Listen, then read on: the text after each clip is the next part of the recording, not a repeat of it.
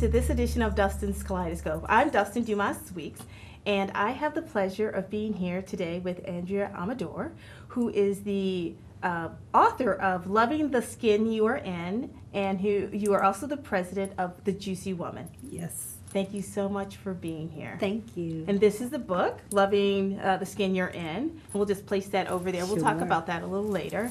Again, thank you so much for being here. I'm so excited to talk to you. I'm thrilled to be here. Thank you. First of all, you know, I saw your book, and so I wanted to obviously talk about that. So let's just get right in. Tell us a little bit about your book, Loving the Skin You're In. The book is all about empowering women. I have always struggled with my weight, always felt uncomfortable because I'm a chick with thighs. And it has been a tremendous struggle for me trying to fit in and trying to be something that I was not. I never quite felt good enough because I was always overweight, and it was something that was a tremendous source of insecurity for me for so many years. And then as I became older, then I became totally obsessed with dieting.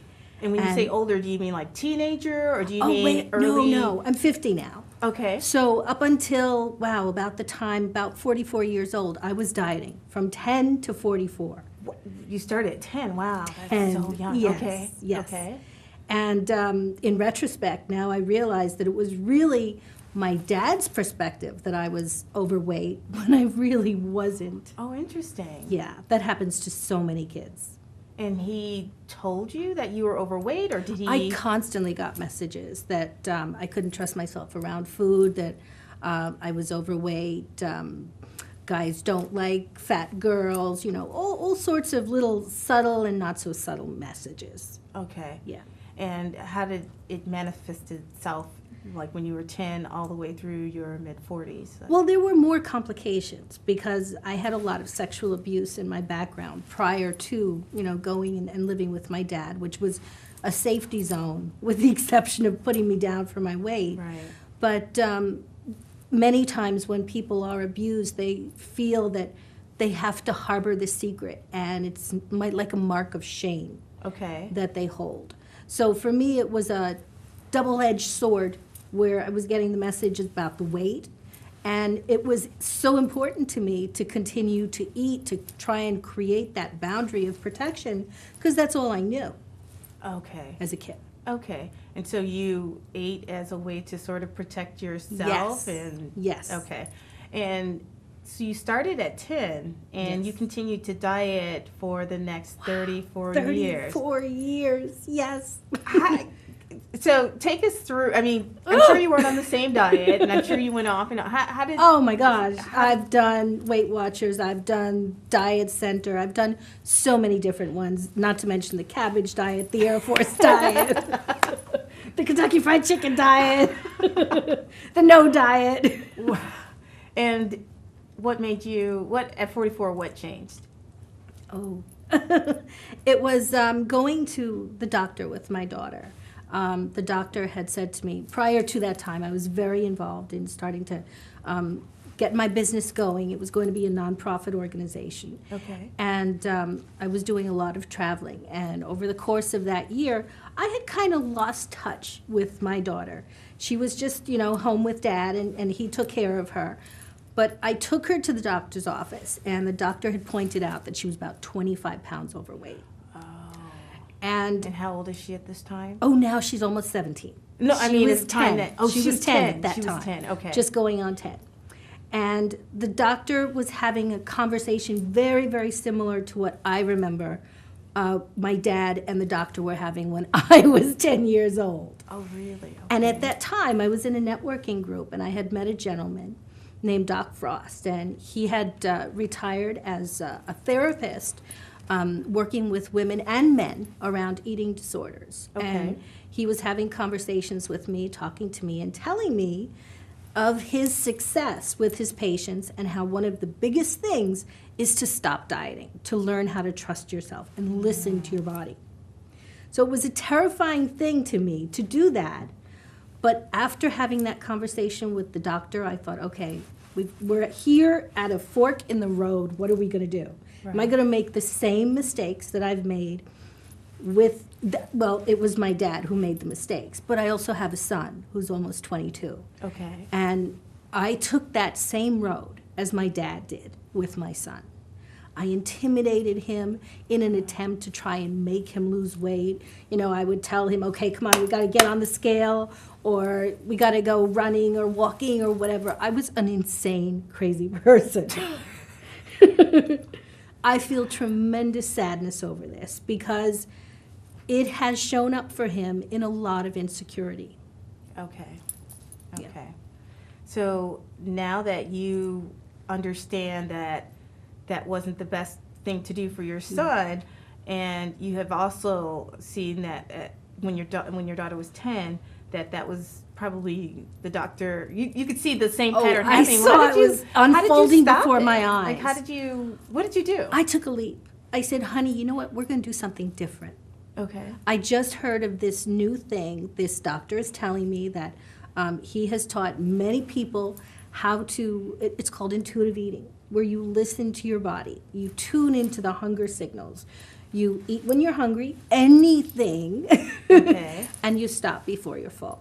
And how do you know that you're hungry? Are these just the typical hunger pains, or is it like how do you? It's hunger pains. It's different feelings throughout the body. Different people have different sensations. And how do you know that your body, that you're, what you perceive as like hunger is not really hunger, but you're just used to eating at So this, awesome. at this particular time? Yes, it's an awesome question because at that time I was in a place running the family business where I was hating it and I was under constant pressure and I was feeling like there wasn't enough that I could do. I was under constant criticism and I was a woman who was in power, but I wasn't stepping into my power.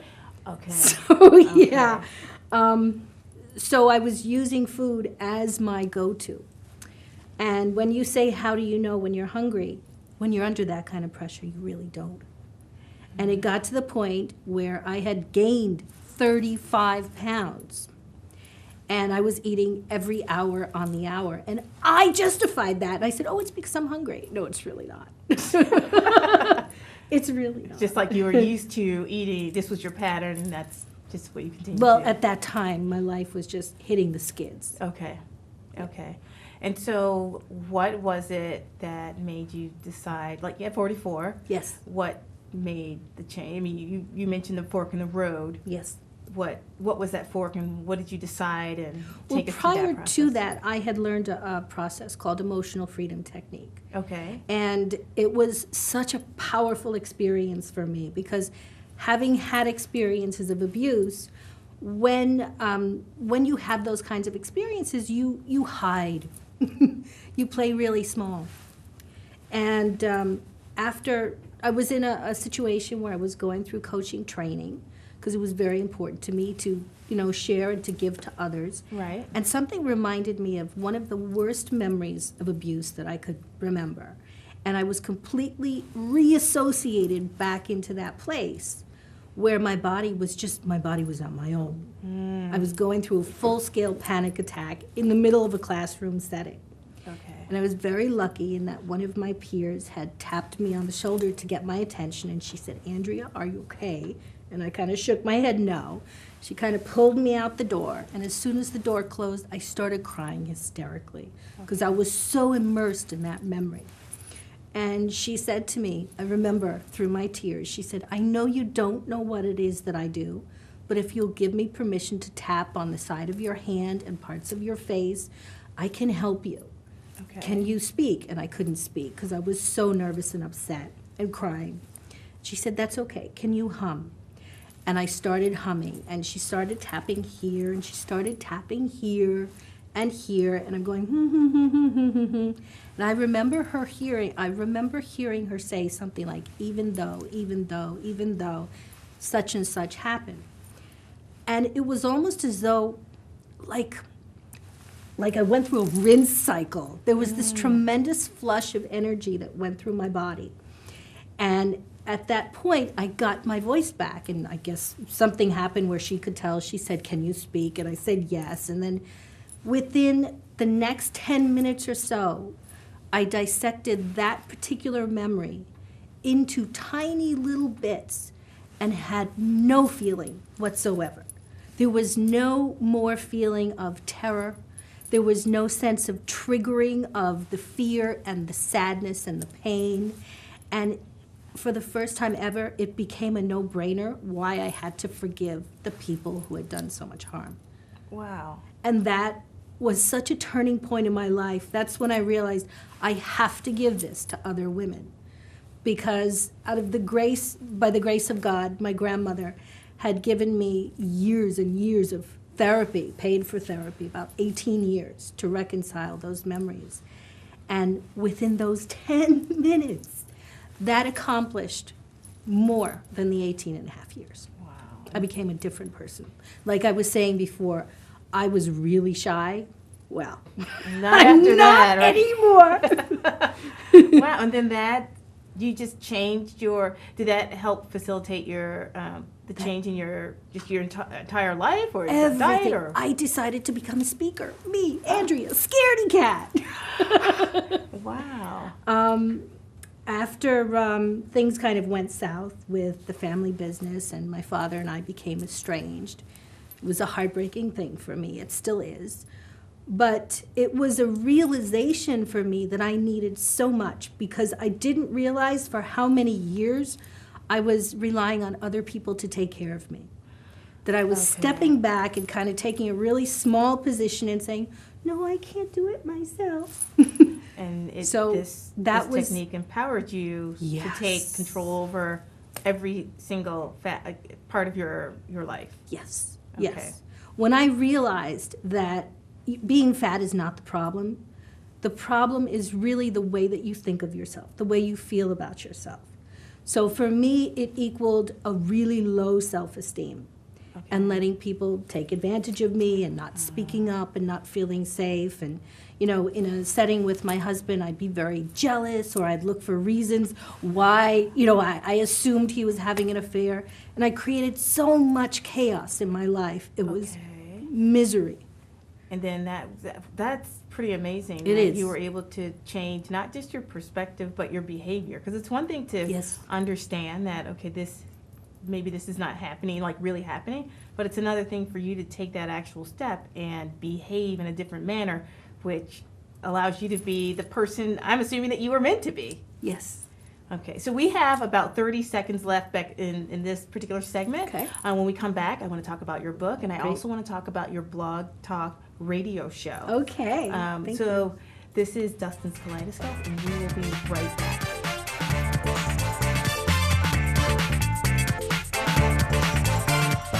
Local government, local educational institutions, and local community members all use cable access TV to communicate their message. They depend upon it as an affordable means of outreach. Public educational and government access television empowers local government agencies, individuals, and groups to use the media to speak directly to their constituents in a more direct and cost-effective way. Make sure everyone has a voice. Support your local PEG channels.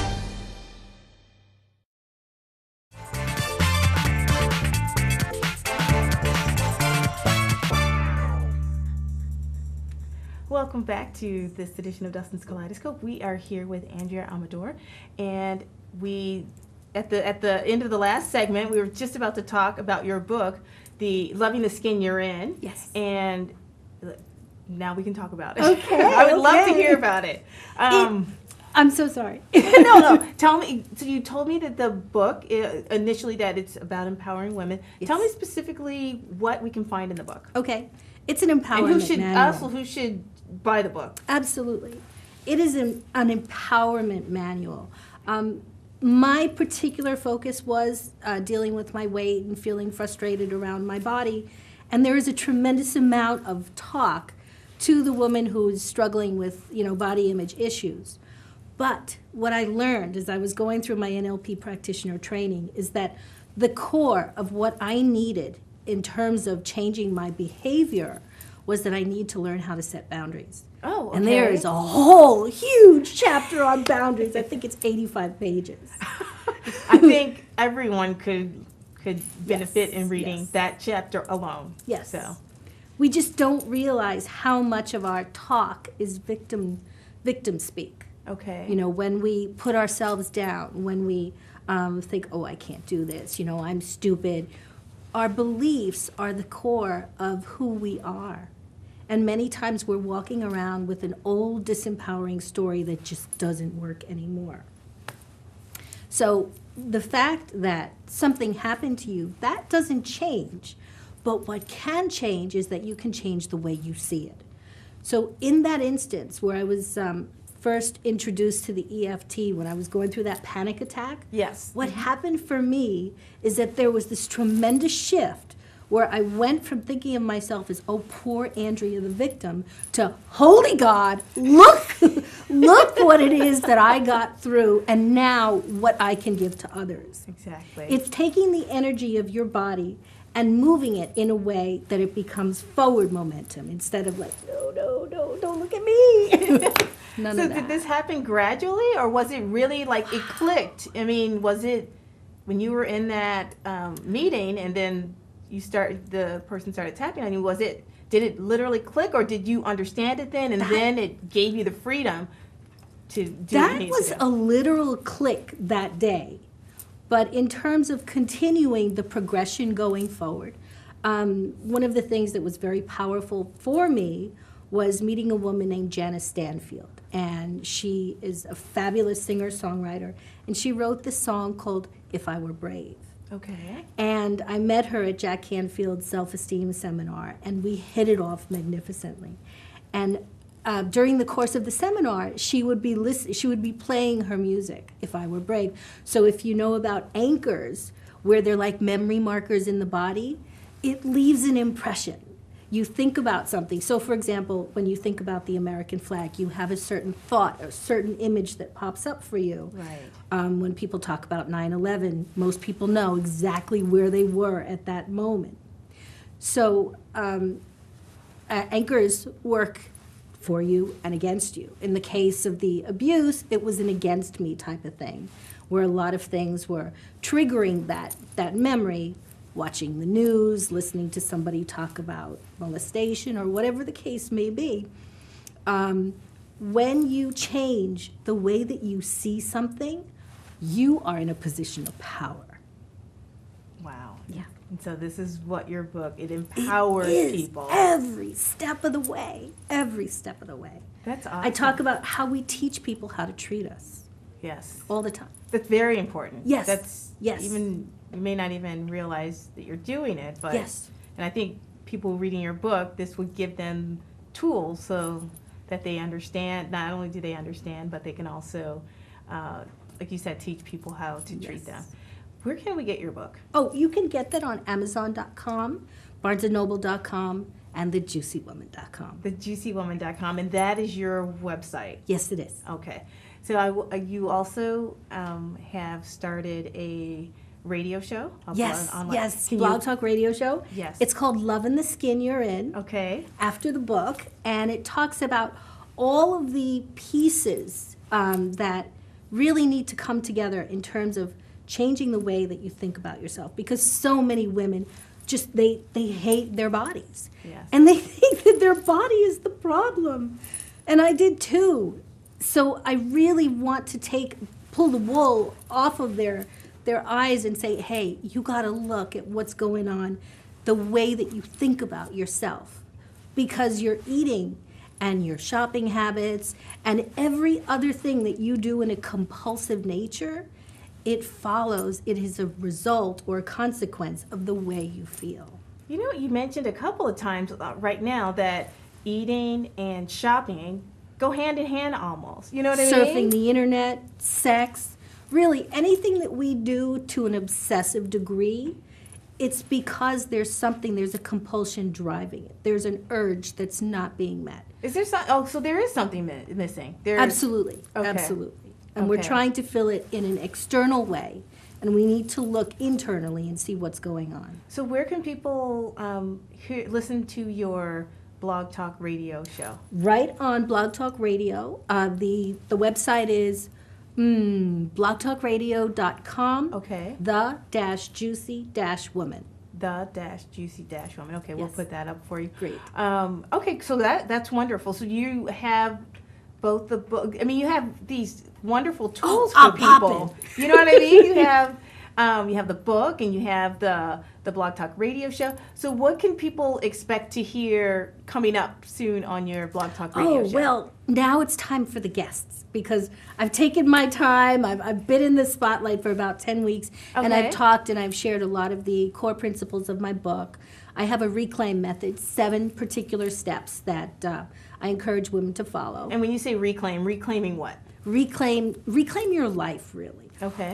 Reclaim. R stands for take responsibility for your life. Take 100% responsibility. Okay. Look around. Whatever it is that you can change it. Whatever you can't, you have to come to peace with it. Okay. E is embrace your emotions.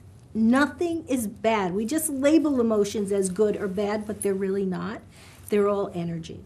C, cope with your stress. If that damn painting is crooked on the wall, then get up and turn it around. And that goes for the lesser, also the greater things that bug us. L, love your body. There are things that we need to do to show love for ourselves. Saying no, wow, tantamount. Right. Yes, act to attract. When you step out and you do things that are contradictory to what you think you can do, there's an up level, an upgrade in your self-esteem. Like, wow, I can do that too. Okay. Right. I, intention. When you focus and you spend time each day quietly, silently, listening to what's inside and shutting out all the stuff that's outside, it's so powerful. And M is mastermind. That's coming together with people of the same thought and mind of wanting to honor themselves in a fresh way. And I would imagine that means keeping the people who do not want to honor you or themselves Yes. out of your life. Yes. Okay. All right. That's what. So that's what we can expect to hear on your upcoming episodes. Yeah, well, the upcoming, as of April 10th, I'm going to be interviewing a lot of experts. Oh, wonderful. Yes, I'm so excited about it. That is so. That's awesome. Yes. So, I wanted to get back to your book because you mentioned one chapter. Are there any other particular chapters that you'd like to tell us about? Let's see. I think it really has to do with knowing that all around us is energy.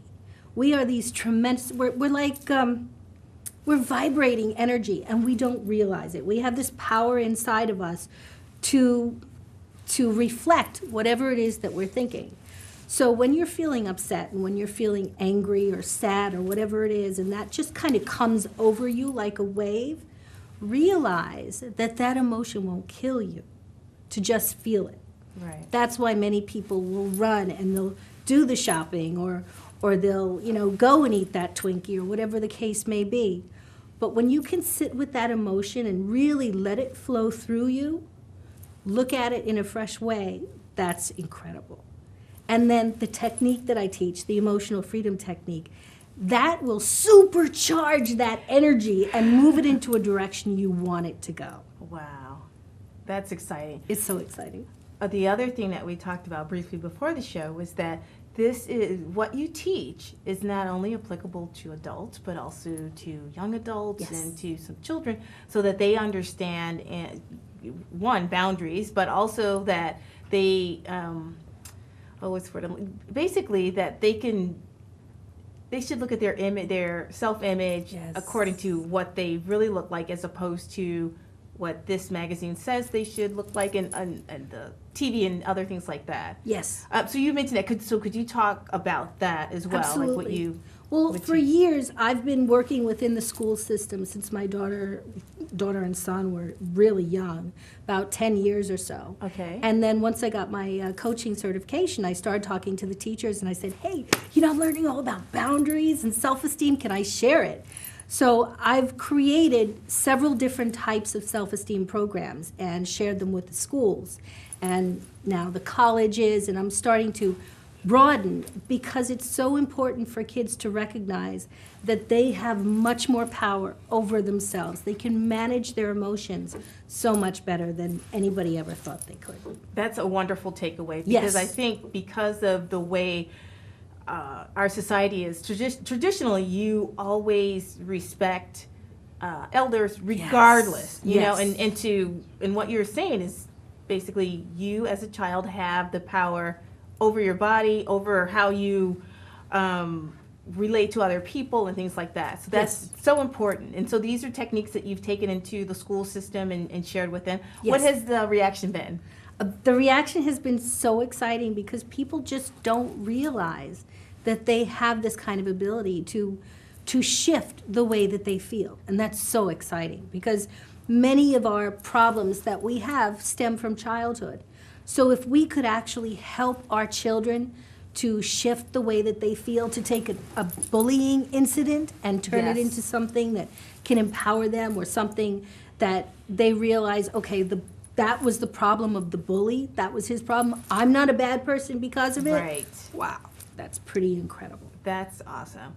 We have about 1 minute left, and I've so enjoyed talking to you. You have to leave us with something that you think everyone should know. Oh my gosh, it's not personal. Everybody has to think that it's not personal. Whenever they have a conflict with a person, with a relationship, when somebody disappoints them or they're faced with rejection, if they're a business person and something goes south or sour or whatever, it does not serve to be thinking, oh, poor me. Right. Just think, okay, what's next? What's next? What's next? In other words, Deal with the stress. Deal with the hurt. Recognize it and just get past it. Blow the doors open. Wow. Awesome, awesome, awesome. Thank you so much for being here today. Thank you. This was tremendous. And once again, where can we find your book? That is thejuicywoman.com. Okay, and it's called Loving the Skin You're In. Yes. And if we want to tune into your blog talk radio show, Yes. Can you give us the URL? Or? Sure. It's blogtalkradio.com/the-juicy-woman. Great. Thank you so much for being here with us. Thank you. This was Thank wonderful. you, Dustin. Thank you so much for joining us today, and we will see you next time. Thanks again.